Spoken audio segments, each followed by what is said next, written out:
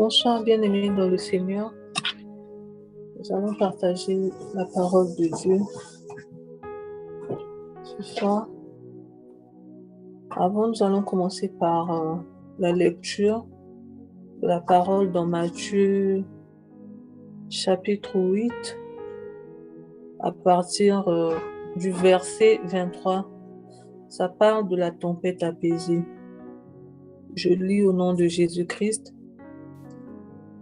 Il monta dans la barque et ses disciples le suivirent. Et voici, il s'éleva sur la mer une si grande tempête que la barque était couverte par les flots. Et lui, il dormait. Les disciples s'étant approchés, le réveillèrent et dirent, « Seigneur, sauve-nous, nous périssons. » Il leur dit, « Pourquoi avez-vous peur, gens de peu de foi ?» Alors il se leva, menaça les vents et la mer, et il eut un grand calme. Ces hommes furent saisis d'étonnement. « Quel est celui-ci, disaient-ils, à qui obéissent même les vents et la mer ?» Bien-aimés, au travers de cette lecture, nous venons de voir que Jésus était avec ses disciples dans la barque pour traverser, pour aller de l'autre côté. Et pendant qu'ils étaient ensemble, il y eut une grande tempête. Et la barque était couverte par les flots. Quand on lit, nous voyons bien que les disciples étaient pris de panique. Mais avant de continuer, on va d'abord voir c'est quoi une tempête. Scientifiquement, une tempête est un phénomène météorologique violent à large échelle, dite synoptique, avec un diamètre. Bon, je reprends l'essentiel. Elle est caractérisée par des vents rapides et des précipitations intenses. Elle peut être accompagnée d'orages donnant des éclairs et du tonnerre, ainsi que de la grêle et des tornades. Et on va prendre aussi la tempête selon la Bible. La tempête selon la Bible est le symbole des tumultes en fait. Des tumultes. Là, ce que je lis, on nous dit que, on nous parle en fait du Christ, du Seigneur Jésus-Christ, qui est venu apporter la paix à une humanité prise dans les flots tumultueux de la vie. Les flots tumultueux de la vie qui sont causés par la tempête, comme je disais tantôt, scientifiquement, je vous ai lu la définition, mais selon la Bible, ça correspond en fait à des situations difficiles que nous pouvons passer dans la vie. Et ces situations, il y en a plusieurs. Il y en a plusieurs dans la vie de chacun de nous. Chacun sait ce qu'il traverse dans la vie. On parle souvent en tant que chrétien, on parle souvent en tant que des vents impétueux, des tempêtes que nous traversons. Mais en tant qu'enfant de Dieu, c'est des choses qui ne devaient pas nous faire faillir par rapport à notre foi. Parce que même le Seigneur Jésus-Christ lui-même nous avait dit, pendant qu'il était sur terre, il nous avait demandé que nous aurons des tribulations. Parce que même les tribulations font partie de la tempête ou des tempêtes. Il a dit, prenez courage, vous aurez des tribulations. J'ai vaincu le monde.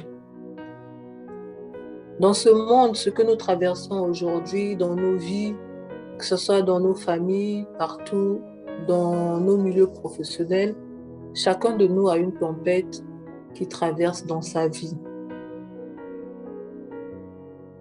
Chacun de nous a une tempête qui traverse dans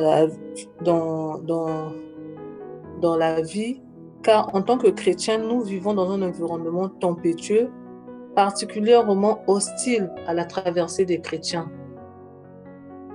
Parce que souvent, nous nous disons qu'en tant que chrétiens, nous ne serons pas confrontés aux problèmes. La plupart des chrétiens, soit des nouveaux-nés ou même les chrétiens qui ont déjà pris beaucoup de temps, qui ont déjà fait beaucoup de temps dans les églises, pensent que ils ne seront pas confrontés aux problèmes, si bien que quand il y a des problèmes, ils se posent des questions: Seigneur, pourquoi tel ou tel problème m'arrive alors que toi tu es là? Nous avons lu que quand il y a eu cette tempête dans la barque, Christ n'était pas loin. Christ était lui aussi dans cette barque. Est-ce que Christ était ignorant de ce qui se passait dans cette barque? Non. Lui, il était Dieu quand il était sur terre. Il est Dieu. Il savait tout à l'avance. Je pense même qu'avant de monter sur cette barque, il savait qu'il devait avoir une tempête. Et même quand il dormait, dans la Bible, il est écrit que Jésus dormait. Mais en réalité, notre Dieu ne dort ni ne sommeille.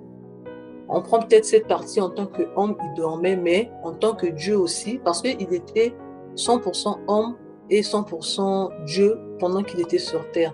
Donc, en tant qu'homme, il pouvait dormir, mais en tant que Dieu, il savait bien qu'il y avait une tempête. Il dormait parce qu'il savait qui il était et ce qu'il était capable de faire.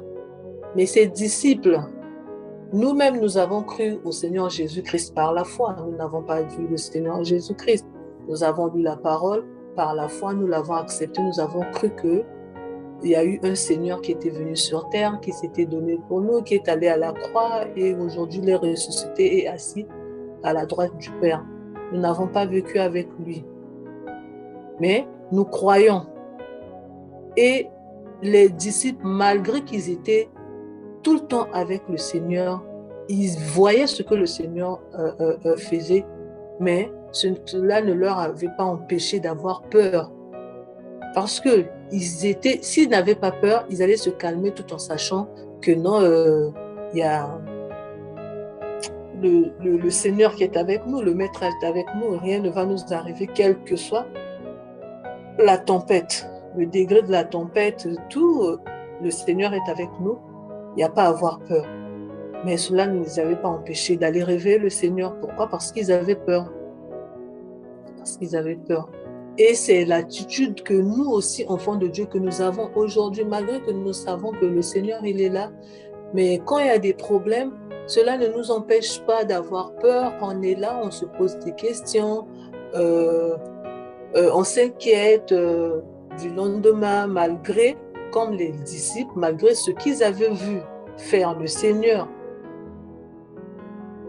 Les guérisons, beaucoup de choses que le Seigneur avait déjà accomplies devant eux, mais cela ne leur avait pas empêché d'avoir peur. Même le Seigneur, quand il s'est réveillé, qu'est-ce qu'il leur a dit? Le Seigneur leur a dit: pourquoi avez-vous peur, gens de peu de foi? Alors il se leva, menaça les vents et la mer, et il y eut un grand calme. Le Seigneur même le leur a reproché: pourquoi avez-vous peur, gens de peu de foi? Donc, malgré tout ce que vous me voyez faire, vous n'avez toujours pas de la foi. Vous n'avez toujours pas de foi, malgré que je suis avec vous, malgré les multiplications de pain, malgré les guérisons des malades, malgré la résurrection des morts. Mais vous n'avez toujours pas la foi. Et c'est l'attitude que nous, aujourd'hui, enfants de Dieu, nous continuons à manifester. Nous devons savoir une chose, que Jésus-Christ est le maître de n'importe quelle tempête. Et nous, on a cru à un Seigneur qui est tout-puissant. Il est incomparable. C'est un Dieu à qui rien ne résiste. Quelle que soit la situation, quel que soit le problème, on a un Dieu qui est grand. Il est le tout-puissant. Il est au-dessus de toutes choses. Un Dieu qui a créé les cieux et la terre par sa parole. Dernièrement, avec mon mari, on était à l'aquarium de Paris. Je regardais divers poissons. J'ai dit, waouh. Et comme ça, il y a des gens qui doutent encore de l'existence de Dieu. J'ai dit, il n'a même pas dessiné, il a juste parlé. Et ces choses ont existé. Quel Dieu puissant, quel Dieu merveilleux. Et nous avons le privilège d'avoir un Dieu comme ça dans nos vies. Mais nous continuons toujours à être dans les inquiétudes, alors qu'on a un Dieu qui apaise la tempête. Malgré tout ce que nous avons vécu, la main de Dieu que nous avons déjà vue, parce que personne ne dirait ici qu'il n'a jamais vu la main de Dieu dans sa vie. Personne ne dira qu'on n'a jamais vu la main de Dieu dans sa vie. Tout le monde a vu Dieu agir. D'une manière ou d'une autre. Il y a quelque chose, parfois tu te posais des questions, tu étais là. Du coup, tu trouves la solution. Et dans ton fort intérieur, tu sais que c'est la main de Dieu qui a agi. Mais dès qu'une autre situation se présente, on oublie, on s'affole, on panique. Croyez-moi, bien-aimé, quand c'est comme ça, Dieu se dit, mais pourquoi avez-vous peur, gens de peu de foi? C'est sûr que notre Seigneur sur son trône se dit, mais ces enfants, malgré tout ce que j'ai fait pour eux, ils continuent à douter. Ils continuent à douter de ce que moi j'ai déjà accompli. Donc, ce que je veux nous dire ce soir, bien-aimés, nous devons toujours avoir la foi, quelle que soit la situation qui peut se présenter devant nous. Quelle que soit l'hostilité, des problèmes qui peuvent se lever devant nous, de nombreux vents qui peuvent se lever sur notre sentier. Nous devons savoir que notre Dieu est là et il nous accompagne dans tout. C'est lui-même qui a dit, je ne vous délaisserai point, je ne vous abandonnerai pas. Il a dit qu'il est derrière sa parole pour l'accomplir. Il est derrière sa parole. Il ne peut se régner lui-même. Il a dit quelque chose. Il ne nous délaissera pas. Il ne nous abandonnera pas. Et ce n'est pas par notre propre force, ni par notre puissance, mais c'est par son esprit. Il a dit dans sa parole, je ne vous délaisserai point, je ne vous abandonnerai pas. Mais quand il y a un problème qui se présente, quel que soit le degré, je dis bien quel que soit le degré du problème, parce que d'autres personnes disent, ah, parce que tu ne connais pas mon problème. Mais ton problème est quoi devant le maître des tempêtes? Ton problème représente quoi devant celui qui donne la vie? Devant celui qui s'est donné lui-même, parce qu'il a dit, je me donne moi-même, personne ne peut m'ôter la vie. Personne. Il s'est donné lui-même parce qu'il savait qu'il pouvait reprendre sa vie. Et on l'a lu, il est mort et il a été ressuscité. Parce qu'il avait ce pouvoir.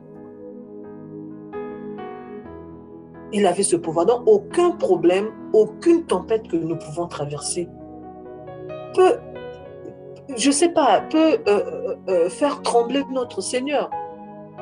Au contraire, nos parents peut-être biologiques, nos parents physiques aujourd'hui, ou même mon mari qui est là, je peux tomber, il va paniquer, c'est normal, c'est un homme, il est limité. Mais s'il met son espérance en Dieu, mais devant notre Dieu lui-même, quelle que soit la situation, lui, il ne panique pas. Parce qu'il sait qu'il est. Il sait, il connaît sa puissance qui est incomparable à aucune autre. Il est Dieu. Il n'y a aucune situation. Quand on emmène à lui les malades, il y a une maladie où le Seigneur Jésus a dit, ah là vraiment, je trouve que c'est compliqué. Je ne veux pas arriver. Repartez avec votre malade à la maison. Rien de tout ça. Est-ce qu'il y a eu, quand il a vu le fils de la veuve de Naïm qui partait enterrer son fils. Le Seigneur a dit, ah non, là c'est fini, là il est déjà mort, c'est mieux d'aller l'enterrer. En tout cas, moi, je ne pourrais rien faire. Ou quand Lazare est mort, au contraire, il est resté, il a dit, je suis heureux de ce que je n'étais pas là. Il est resté, il a passé des jours pendant que son ami était malade, son ami est mort, il a laissé le temps qu'on puisse ensevelir même son ami. Il est parti le 4e jour parce qu'il savait qui il était. Marthe et Marie avaient déjà paniqué. Pour elles, c'était fini. Pour leur frère était déjà mort, c'était fini. Et même quand le Seigneur, le langage c'était pas ça. En fait, il y avait Marthe ne comprenait pas le Seigneur. Je ne sais pas, excusez-moi si c'était Marthe ou Marie. Quand il dit, ah oui, je sais que mon frère ressuscitera à la résurrection des morts, elle parlait des temps de la fin, mais le Seigneur parlait du temps présent parce qu'il savait qu'il venait donner la solution. Et la Bible dit qu'il est le même hier, aujourd'hui et éternellement. Ce qu'il a fait hier, il le fait aujourd'hui, il le fera demain. Il le fera demain. Il est présent. Il a dit, je serai avec vous tous les jours jusqu'à la fin des temps. Donc, quel que soit, même quand vous traverserez les tempêtes, je serai avec vous. Prenez courage. Vous aurez les tribulations, mais j'ai vaincu le monde. Notre Seigneur a vaincu le monde. Nous avons même vu dans les actes où Paul, c'était un grand apôtre qui faisait de grandes choses. Mais il a été dans une barque où il y avait eu une grande tempête Euraculon. C'était carrément pour leur mort. Et lui et l'équipage.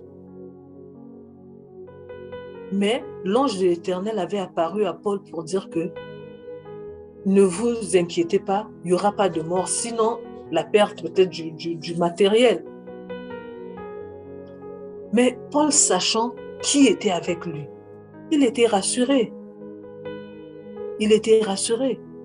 Si bien que même quand il s'est retrouvé, pendant qu'il faisait le feu, ils avaient froid, même quand la vipère l'avait pris carrément sur son bras, ceux qui étaient à côté de lui attendaient quoi? À ce qu'il succombe. Mais lui, qu'est-ce qu'il a fait? Il a secoué, la vipère est tombée dans le feu. Les gens ont attendu. Mais au départ, ils avaient dans leur pensée que non, c'est sûr que Paul était vraiment une personne maudite du fait que il a été sauvé de la tempête, mais il vient tomber dans le piège de la vipère. Donc la mort l'attendait, c'était quelqu'un qui n'était pas censé vivre parce que c'est tellement une mauvaise personne. Mais eux, ils ne savaient pas. Or, Paul avait le Seigneur des Seigneurs avec lui. Et qu'est-ce qui s'est passé? Paul est resté en vie. Et ces mêmes personnes ont changé d'avis. Ils ont dit que cet homme est un Dieu. Oui, nous sommes des dieux, comme le Seigneur lui-même avait dit dans la Bible. Vous êtes des dieux. Donc, bien-aimés, au milieu même de la tempête, nous sommes des dieux. Nous sommes les fils du Très-Haut. Nous devons en être conscients. Quels que soient les vents et les tempêtes que nous pouvons traverser, il y en a, des tempêtes. Il y en a. Même si tout le monde ne vient pas expliquer, mais chacun de nous, à un niveau donné, traverse une tempête quelconque. Même si ce n'est pas aujourd'hui, soit c'était hier, ou on ne sait jamais ce qui peut arriver demain. Aujourd'hui, tout peut aller pour le mieux. On peut dire que non, aujourd'hui, tout va bien. Mais la journée de demain appartient au Seigneur. Ce qui t'est réservé demain, seul Dieu le sait. Parfois, comme je dis, il y a des choses qui peuvent nous arriver. C'est juste pour voir le niveau de notre foi. Parce que quand on lit l'histoire de la barque, là où était le Seigneur avec les disciples, quand le Seigneur dormait, le Seigneur pouvait faire, par sa puissance, faire éviter que la tempête arrive pour qu'il puisse traverser dans le calme. Mais pourquoi il a permis, comme j'ai dit, lui qui sait tout, il a permis que cette tempête arrive? C'était pour voir aussi le degré de foi, le niveau de foi de ces disciples. Voir un peu, bon, ceux-là, malgré qu'ils sont avec moi, bien qu'ils soient avec moi plutôt, bien qu'ils voient ce que je fais, est-ce que c'est parce qu'ils voient des bonnes choses qu'ils continuent à manifester la foi, ou il faudrait qu'une tempête vienne pour voir si vraiment, devant une situation contraire à ce qu'eux, ils ont l'habitude de voir, va garder leur foi, ou leur foi sera ébranlée. Et il a laissé la tempête arriver. Qu'est-ce qui s'est passé? Effectivement, il a vu qu'entre ce qu'eux, ils vivaient avec le Seigneur, pendant que le Seigneur faisait des miracles, tout, ils ont gardé la foi. Même eux-mêmes, quand le Seigneur les avait envoyés dans des villages, ils étaient tout contents. Ah, le Seigneur, Seigneur, on a fait des grandes choses, on a guéri les malades, on a chassé les démons. À l'instant, ils avaient vu de grandes choses. Ils étaient contents, mais ils ne s'attendaient pas à la tempête. Mais le Seigneur a fait quoi? A laissé arriver la tempête, pas pour leur faire du mal, pour voir s'ils avaient grandi dans leur foi, qu'ils peuvent aujourd'hui vivre des miracles, mais demain rencontrer des tempêtes. Mais quelle sera leur attitude dans ces tempêtes-là, pendant ces tempêtes? Est-ce qu'ils vont toujours garder la foi? Ils seront toujours heureux? Ou ils vont s'ébranler? Et le Seigneur a constaté qu'ils étaient faibles devant les tempêtes. Avant de menacer, avant d'agir, il leur a dit, mais pourquoi avez-vous peur? Est-ce que, quoi, malgré tout, vous ne savez pas avec qui vous êtes? Jusque-là, vous n'avez encore rien compris? Que devant moi, tout genou fléchit? Et c'est nous également aujourd'hui, nous devons savoir que le Seigneur est avec nous. Et nous devons toujours avoir cette assurance que malgré les situations, malgré les problèmes, parce que si le Seigneur Jésus-Christ ne nous avait pas avertis avant, on allait dire, oh, mais apparemment avec lui, c'était que du bonheur. Pourquoi on vit ce genre de choses? Mais le Seigneur nous avait dit qu'on aura des tribulations. Mais que nous ayons courage, car lui, il a vaincu le monde. Il a vaincu le monde, il est le Tout-Puissant. Et il nous a donné le pouvoir de marcher sur ces choses. C'est facile de parler, mais c'est difficile quand on vit la tempête. Mais j'aimerais nous encourager ce soir que, quelle que soit la tempête qui peut se présenter devant nous, nous devons avoir dans nos têtes, savoir que celui qui a créé les cieux et la terre est avec nous. Est avec nous et il nous a promis qu'il ne nous abandonnera pas, il ne nous délaissera pas. Nous devons le savoir et nous devons nous tenir là sur les promesses que notre Seigneur nous avait faites. Comme je disais, il est celui qui nous avait dit, il ne nous abandonnera pas, il ne nous délaissera pas. Et nous devons croire à sa parole, car sa parole est vérité. Jésus-Christ est le chemin, la vérité, la vie. Sa parole est la vie. Si bien que quand nous lisons la parole, nous devons nous l'imprégner Nous devons croire en sa parole parce que c'est la parole du Dieu vivant. C'est la parole du Dieu tout-puissant. Ne la lisons pas seulement comme, je ne sais pas, une lecture d'un roman ou une lecture, je ne sais pas, d'un quelconque auteur qui a écrit quelque chose comme ça. Non, ça c'est la parole de Dieu. Nous devons croire en cela. Et tout ce que Dieu dit est vrai. C'est comme moi quand on me dit, les chansons, je ne sais pas comment, édifient, ça parle de la vie, ça donne des conseils. Moi, je dis que dans la Bible, il y a tous les conseils du monde. Tout ce que nous vivons dans la vie, c'est écrit dans la Bible. Tu veux avoir une vie saine? Tu veux avoir une vie, oui, comme je disais tantôt, saine, c'est-à-dire on va rencontrer des difficultés, mais une vie équilibrée, tout est dans la Bible. Je prends que le livre même de Proverbes. Proverbes 1 à 31, on t'explique comment vivre dans la société. On t'explique tout. Donc, tu n'as pas besoin que quelqu'un vienne te dire quoi que ce soit. Oui, Dieu peut passer par la bouche d'une personne, mais si tu te concentres sur la parole de Dieu, tu la mets en pratique. Tu ne la prends pas comme une bouillie que tu as fait pour boire juste comme ça, non. Tu la prends comme vraiment la parole de vie. Tu vas vivre ces merveilles. Tu vas comprendre des choses, même dans les difficultés, même quand tu vas traverser les flots de la mer, quand il y aura une tempête, tu sauras que non, le Seigneur est avec moi.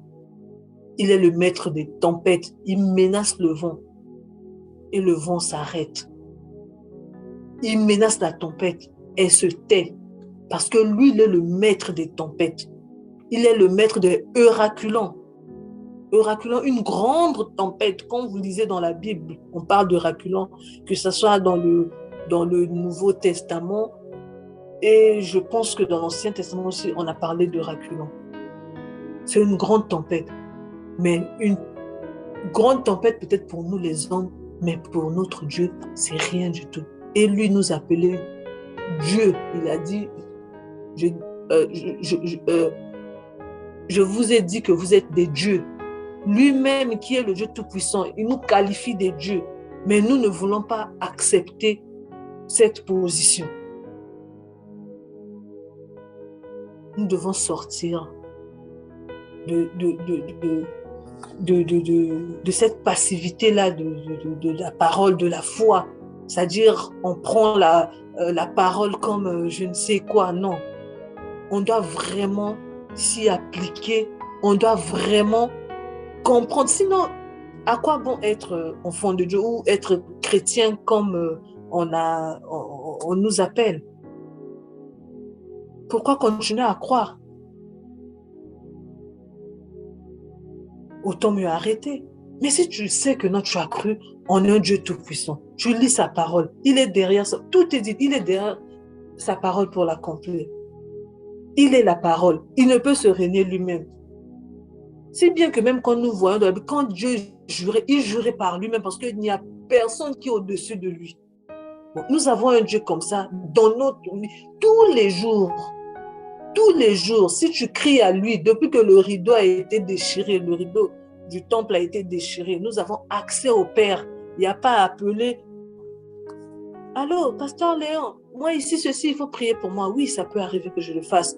Mais Dieu m'a donné accès de m'adresser directement à lui, quel que soit l'endroit où je peux me trouver. Et puis, je n'ai pas toujours besoin d'ouvrir ma bouche pour que les gens le sachent. Je peux être dans un train, n'importe où, je peux crier à ce Dieu dans ma tête.